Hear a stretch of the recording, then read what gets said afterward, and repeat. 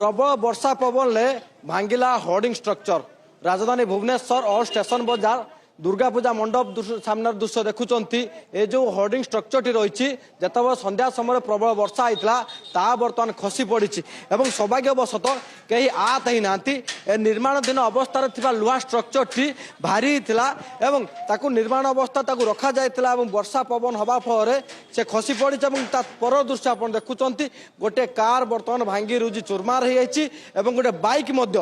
संपूर्ण भाव में भांगी जाइए कहुच्छे राति प्राय 7:15 ରୁ 7:30 मध्य जितेबाला होर्डिंग टी गली पड़ा स्ट्रक्चर टी गली पड़ा से समय कार भितर वर्षा होता कारण 4 जन थे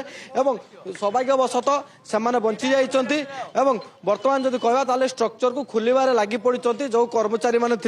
कहुच्छे 7 ରୁ 8 दिन धरी हम ए स्ट्रक्चर होर्डिंग स्ट्रक्चर टी निर्माण करा निर्माणाधीन अवस्था थिला बेले ही लुहार जो स्ट्रक्चर टी रही से खसी जाता प्रतिक्रिया नवा जे केते बोल आज्ञा घटना जे ये गोटे कार भांगी देख दृश्य बर्तमान सामने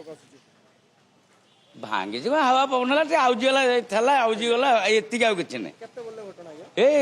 घंटे घंटे ए 4-5 दिन तैयारी चलता आमर बीएमसी ना प्राइवेट कौन कहले प्राइवेट होर्डिंग ना बीएमसी को निर्माण नहीं नहीं प्राइवेट से आम मंडप किसी नगा है थुआ होता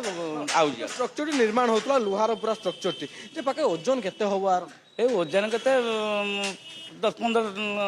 क्विंटल हम बर्तमान जो कार जो भांगी से सब लोक कहीं नथिले नाई नाई ना से कारटा थुआ होता आउ किसी कार भीतर 3 ରୁ 4 जन थे नाई नाई कहीं नथिले ठीक अच्छे आगे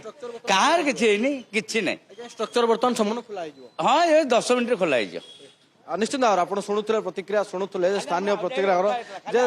जेहेतु निर्माण होता गोटे जगार आउजिक रखा जाता पवन हवा पर जो वर्षा होता संध्या समय ए स्ट्रक्चर टी गड़ी पड़ा और गड़ी पड़ा पर दृश्य आप देखुं बर्तमान जो कर्मचारी मान थे संपूर्ण भाव में बाहर कर सौभाग्यवशत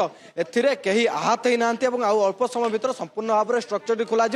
ये स्ट्रक्चर टी जना पड़ी प्राइवेट स्ट्रक्चर अर्थात जो रही ओल्ड स्टेशन बाजार दुर्गा पूजा मंडप ए स्ट्रक्चर निर्माण करुला होर्डिंग और बन्नर मारियापाई कि बर्तमान जो देखा स्थिति बर्तमान खसी पड़ी कार और गोटे बाइक संपूर्ण भाव में भांगी रुई चुरमार हो बड़ कथा हूँ राजधानी भुवनेश्वर को बर्तमान होर्डिंग चिंता भय घारी कहीं किसी दिन पूर्व आप जानते खंडगिरी अंचल जो भाव में होर्डिंग जो स्ट्रक्चर रही पड़ी 2 जन मृत्यु होता पुणी थे आउ थे निर्माणाधीन होर्डिंग स्ट्रक्चर पड़ी सौभाग्यवशत कहीं आहत ही ना भुवनेश्वर कैमरा पर्सन रामचंद्रन ज्योति बृहस्पति ओटीवी।